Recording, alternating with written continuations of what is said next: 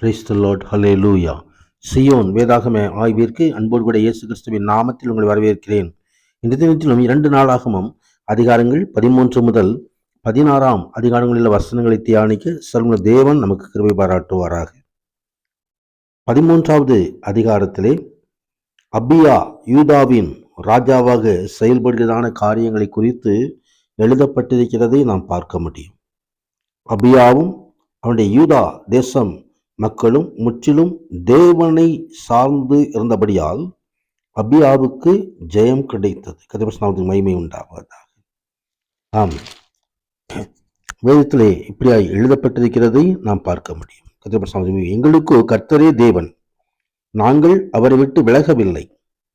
கர்த்தருக்கு ஊழியம் செய்கிற ஆசாரியர்கள் ஆரோனின் குமாரரும் பணிவிடை செய்கிற லேவியதாமே என்று சொல்லி அங்கே அபியா சொல்கிறதான ஒரு காரியத்தை குறித்து நாம் பார்க்க முடியும். கர்த்தருடைய மகிமை உண்டாவதாக.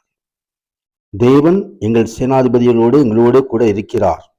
எங்களுக்கு விரோதமாக பூரிகைகளை பெருந்துணியாய் முழங்குகிற ஆசாரிகளும் இருக்கிறார்கள். இஸ்ரவேல் புத்திரரே, உங்கள் பிதாக்களின் தேவனாய் கர்த்தருக்கு விரோதமாய் யுத்தம் செய்யாதேயுங்கள், செய்தால் உங்களுக்கு சித்திக்காது என்று சொல்லி சொல்லப்படுகிற காரியங்களையும் நாம் பார்க்க முடியும். ஆண்டவர் அபியாவோடு இருந்து சேனாதிபதியாடு. எனவேதான் எல்லா காரியங்களிலும் ஜெயம் கிடைத்தது, வெற்றி கிடைத்தது. அது தேவன் நம்மோடு இருப்பாரானால் நமது காரியங்களையும் அவர் ஜெயமாக நடத்துவார். தானியேலுடைய காரியங்கள் எல்லாம் ஜெயமாக நடத்தியவர் நமது காரியங்களையும் ஜெயமாக நடத்த வல்லவராய் நம்மோடு கூட இருக்கிறார். கர்த்தருடைய மகிமை உண்டாவது. 14வது அதிகாரத்திலே ஆசா யூதாவின் ராஜாவாக வருகிறதை குறித்து பார்க்கிறோம்.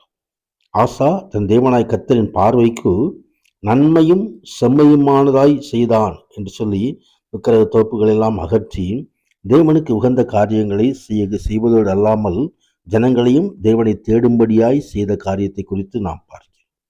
கர்த்தருடைய மகிமை உண்டாவதாக. ஆம், இங்கே 4வது வசனத்திலே தங்கள் பிதாக்களின் தேவனாய் கர்த்தரை தேடவும் நியாயப்பிரமாணத்தின்படியும் கற்பனைகளையும் செய்யவும் யூதாவுக்கு கற்பித்து என்று எழுதப்பட்டிருக்கிறது. யூதாவுடைய எல்லா பட்டணங்களிலும் இருந்து மேடைகளையும் விக்கிரகங்களையும் அகற்றினான். அவனுக்கு முன்பாக ராஜ்யம் அமெரிக்கையாயிருந்தது. கர்த்தருடைய மகிமை உண்டாவதாக. ஆம், கர்த்தரை தேடும் பொழுது கிடைக்கிறதான ஒரு ஆசீர்வாதம் இங்கே வெளிப்படுகிறது. கர்த்தரை தேடுவதற்கோ ஒரு நன்மையும் குறைவுபடாது. இப்படித்தான் வேதவசனம் சொல்லுகிறது. கர்த்தருடைய சமயம் நீங்கள் அவரை தேடினால் அவர் உங்களுக்கு வெளிப்படுவார். கர்த்தருடைய சமயம் என்றார். ஆசாவின் சீர்திருத்தத்தை குறித்து 15வது அதிகாரத்தில் நாம் பார்க்கிறோம். கர்த்தருடைய மகிமை உண்டாவதாக. தேவனுடைய ஆவி ஓதேத்தின் குமாரனாகிய அசரியாவின் இறங்கினதினால் இங்கே ஆசாவுக்கு எதிர்கொண்டு போய் அங்கே சொல்லுகிறதான காரியங்களை குறித்து நீங்கள் கர்த்தரோடு இருந்தால் அவர் உங்களோடு இருப்பார். நீங்கள் அவரை தேடினால் உங்களுக்கு வெளிப்படுவார்.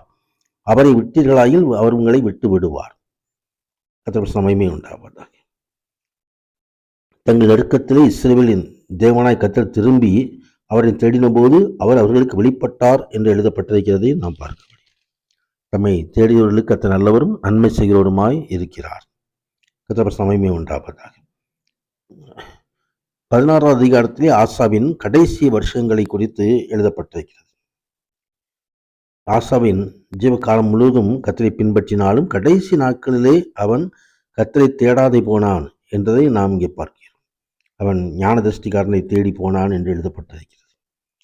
கடைசி வரைக்கும் உத்தமமாக இருக்க வேண்டும். இறுதி வரைக்கும் நம்ம ரட்சிப்பை பாதுகாத்து கொள்ள வேண்டும். சமயமே உண்டாவதாக. மதித்தான் தம்மை பற்றி உத்தம இதயத்தோடு இருக்கிறவர்களுக்கு தம்முடைய வல்லமையை விளங்க பண்ணும்படி கர்த்தருடைய கண்கள் பூமி எங்கும் விளாவிக் கொண்டிருக்கிறது. சமயமே உண்டு. ஆனால் ஆசா கடைசி நாளிலே தேவனை விட்டுவிட்டபடியினாலே அவன் வியாதிப்பட்டு அவன் முடிவு பரிதாபமாய் இருக்கிறதை நாம் பார்க்க முடியும். தன் வியாதியிலும் கர்த்தரை அல்ல பரிகாரிகளையே தேடினான் என்று எழுதப்பட்டிருக்கிறது. கர்த்தருடைய ஆசாவுடைய வாழ்க்கை நமக்கு ஒரு எச்சரிக்கையாக கொடுக்கப்பட்டிருக்கிறது. தேவ சமூகத்திலே நாமே ஒப்புக் கொடுப்பும் வசனங்களை வழி நடக்க நம்மை ஒப்புக் கொடுப்பு உணரான தேவன் அப்படியே நம்மை நாளில் ஆசீர்வதிப்பாராக. பரிசுத்த நாமத்திற்கு மகிமை உண்டாவதாக. ஆமேன், ஆமேன்.